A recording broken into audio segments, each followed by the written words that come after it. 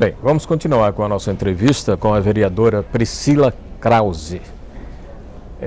Priscila, você acha que o prefeito do Recife, o atual prefeito, João da Costa, está cuidando direitinho da nossa cidade?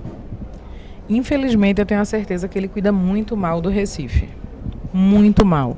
O Recife é a nossa cidade, é a nossa casa.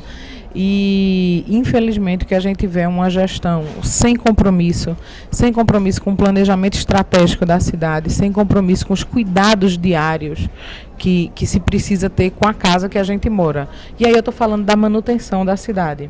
A questão da iluminação, da limpeza, da coleta de lixo, das ruas pavimentadas. Então, essas coisas têm deixado muito a desejar. E eu acho que a gente vê isso no dia a dia. Sem falar da precariedade no atendimento à saúde, que, pelo contrário, não vem melhorando, vem caindo ao longo dos anos, na qualidade, na distribuição de remédio, na oferta de atendimento. Uma demanda muito grande para uma oferta pouca, né? A questão da educação, o Recife não consegue melhorar seus índices educacionais e continua como uma das piores capitais avaliadas no IDEB. Então isso é muito ruim, é muito complicado, porque a gente está preparando as nossas crianças para um mercado de trabalho.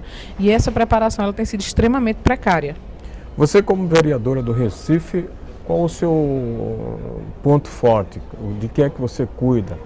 A parte que você mais se preocupa em fazer no Recife? Eu acho que assim, a gente tem que entender um pouco a função de um vereador. Quando se diz assim, o vereador é o político mais próximo do povo, é verdade. Nós estamos ali muito próximo das comunidades, das pessoas, e isso faz com que o nosso trabalho ele seja muito diversificado. Desde da atuação a uma troca de lâmpada, até se pensar estrategicamente a cidade, como debater, por exemplo, um plano diretor, um plano de mobilidade. Isso faz parte do dia a dia do vereador. No meu caso especificamente, eu acho que meu mandato ele se baseia, ele se norteia em 3 caminhos. Um é o exercício da oposição, que desse eu não tenho como fugir, porque as urnas decidiram assim. Elegeram um prefeito de um lado e me elegeram vereadora de outro. Então eu tenho por obrigação exercer a oposição bem exercida. Até porque a oposição ela é elemento constitutivo da democracia. Não existe uma democracia plena sem o contraditório, sem o contrário. Então eu acho que a gente faz esse papel ao fiscalizar, ao denunciar, a ser a voz na Câmara de uma parcela da sociedade, que é uma parcela que está insatisfeita com o que se coloca aí. Um outro viés do mandato, eu acho que é a questão das proposições. E aí eu me identifiquei naturalmente com algumas questões. A questão ambiental é uma questão que me toca muito. E que é uma questão que nem sempre é tão fácil de defender quanto parece.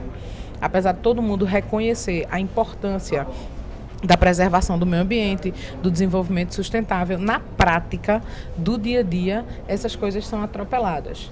E aí isso é uma coisa que assim tem muito a ver com a minha atuação na Câmara. A outra, e aí assim, foi uma coisa que para mim, porque a questão ambiental eu até já esperava que eu gostasse. Agora uma coisa que eu gosto muito e que foi uma surpresa para mim mesma é a questão urbanística da cidade. A questão de para onde a cidade cresce, como ela cresce, o planejamento, a questão do trânsito, do ordenamento urbano, isso é uma coisa que me encanta, e eu acho que começou a me encantar muito mais quando na legislatura passada, há 3, 4 anos, nós começamos a estudar o plano diretor do Recife para poder propor uma renovação. Então isso é muito importante. E o terceiro viés é o contato direto com as comunidades, com as bases, com aquele segmento da população que lhe legitima, né, que no caso me legitima. Então essa proximidade de você estar ali prestando conta, de você estar procurando entender a realidade do outro, de você fazer um mandato fora da Câmara Municipal, isso é muito importante. Priscila, o que ganha eleição? É o candidato ou o partido? Quem é que ganha?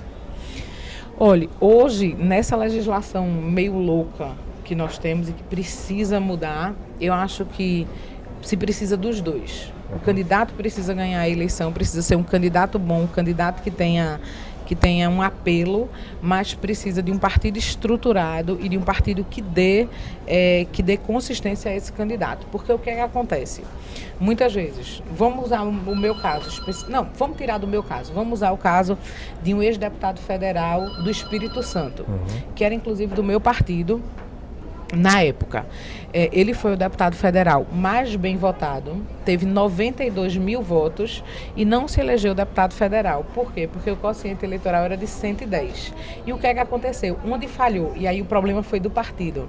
O partido não teve uma chapa forte, isso é, outros candidatos que fossem candidatos naquele momento junto com ele, para que juntos pudessem somar o coeficiente de eleger, de ter a quantidade de votos para eleger um deputado. Então ele foi o candidato mais votado do estado e não foi eleito. Então acho que as duas coisas, ele era um bom candidato, mas o partido lá falhou. E falhou feio, falhou grave com ele. E aí ele não teve voto suficiente, o partido. Ele teve, mas o partido não. E aí eu acho que a gente precisa do encontro das duas coisas. E também, lógico, de uma adequação na legislação para que essas aberrações não aconteçam tanto. E para criar leis, Priscila, você, não sei se você já criou alguma? Já. Já. É difícil? A oposição incomoda? O lado de lá incomoda? Não, assim, justiça seja feita em relação a isso. Quando as iniciativas, elas são boas iniciativas, quando elas trazem benefício direto realmente para a população e que não são questões políticas colocadas em jogo, mas a questão do funcionamento da cidade, elas realmente, assim, são aprovadas, a Câmara analisa bem e aí o que a gente tem que ver é se serão leis que serão ou não vetadas pelo prefeito. Eu tanto já tive lei vetada como tive lei sancionada. Para dar um exemplo de uma que hoje funciona e que é lei, eu apresentei logo no início do meu mandato uma lei que obriga os prédios habitacionais a terem vaga para pessoa com deficiência. Por exemplo, você chega aqui na Livraria Cultura e você vai estacionar seu carro. Você tem uma vaga destinada para pessoa com deficiência. Você chega num shopping, você tem. Você chega numa repartição pública, você tem. Mas quando você chega na sua casa, no seu prédio, a sua vaga lá é miudinha, é apertadinha e não dá para você tirar e botar uma cadeira de roda, um andador. E por que eu tive essa ideia? Eu tive essa ideia exatamente porque a minha vizinha de garagem, no prédio que eu morava quando era solteira, ela era deficiente. E eu senti a dificuldade dela de entrar e sair do carro. E aí eu apresentei esse projeto de lei. Resultado, nos prédios novos que eu andei visitando, porque alguém morava e alguma coisa desse tipo, quando eu cheguei estava lá, a vaga reservada para deficiente. Minha mãe mudou-se agora há pouco tempo para um prédio novo. E quando eu cheguei lá no prédio dela, estava lá a vaguinha. E aquilo me deu uma satisfação muito grande. Porque caso venha a existir alguém com alguma dificuldade de locomoção no prédio dela, o direito daquela pessoa estará assegurado e a vida dela terá uma qualidade melhor. Né? Então, assim, tem essas questões assim que a gente faz algumas coisas pontuais, mas que melhoram a vida do cidadão. Vereadora, você não é daquelas que fica no gabinete, não? Você anda pela rua olhando os defeitos e tal. Você aceita sugestões também? Muito, na verdade, 95% do que acontece no meu mandato vem de sugestões. Certo. Os projetos de lei que eu apresento, 90% deles não são da minha cabeça, são sugestões de eleitores e de minha equipe. Né? Então, esse que eu citei há pouco, realmente a ideia foi minha porque era uma realidade que eu estava vivendo ali, mas eu acho que só foi esse. Todos os outros foram de sugestões. Vou muito às ruas, acompanho muito, né, todas as vezes que eu recebo uma demanda, ou que eu recebo uma denúncia, ou simplesmente para verificar alguma coisa, eu costumo ir no local para averiguar tudo e para sentir o que as pessoas estão sentindo, as dificuldades que elas estão passando no dia a dia. E agora, nesse período, é que está assim, engraçadíssimo, né? Porque eu já estou com 7 meses de gravidez e para me locomover começa a ter... Pesado. Recife é acidentado, né?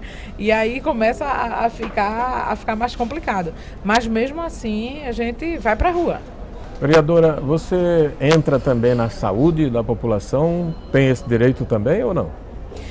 Tem, nós assim, o que diz respeito ao município, nós entramos e A fiscalizamos responsabilidade e também é tudo. de vocês. Também, não de executar políticas, Sei. mas de fiscalizar e de cobrar. Que essa é uma diferença muito importante para as pessoas perceberem. E, normalmente, se tem uma dificuldade de perceber, às vezes nós mesmos, vereadores, temos essa dificuldade. Eu cheguei lá na Câmara achando que eu ia poder fazer tudo, mudar tudo de uma hora para outra. E aí a gente se depara com as limitações legais. Por exemplo, eu recebo a denúncia de que no posto de saúde, como eu já recebi, que no posto de saúde Irmã Denise, no Alto Zé do Pinho, estava faltando medicamento. E aí eu queria chegar lá e resolver. Mas eu não tinha como resolver, porque quem manda o medicamento é a prefeitura, não é o vereador. Certo. Então, o que é que eu fui lá? O que é que eu fiz? Fui lá, verifiquei, comprovei, conversei com as pessoas e denunciei. Então, funciona dessa forma. Já visitei todos os CAPs que a gente tem, aquele ali atrás na Caxangá, por trás da Caxangá, que é o Lampe Cordeiro, eu acho o nome, o CPTRA, que é ali do lado do Ulisses Pernambucano, e vários outros, para ver as condições que as pessoas são atendidas. Priscila, vereadora, eu vou pedir mais um intervalo comercial para que a gente possa entrar no último bloco e continuar com essa entrevista. Daqui a pouco a gente volta.